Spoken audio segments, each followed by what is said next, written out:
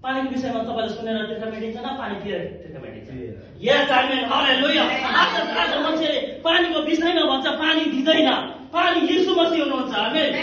पानीको विषयमा सुनेर तिर्खा मेटिँदैन, पानी पिएर तिर्खा मेटिन्छ। अनि जीवनको पानी चाहिँ यीशु मसीह हुनुहुन्छ।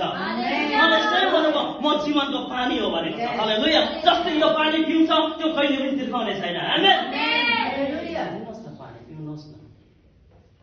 समय हो, समय हालेलुया। बाइबलमा भोलि पछि छैन। बाइबल यस्तो शास्त्र, बाइबलमा भोलि पछि छैन। Today now, today now, today now, अहिले नै, आज।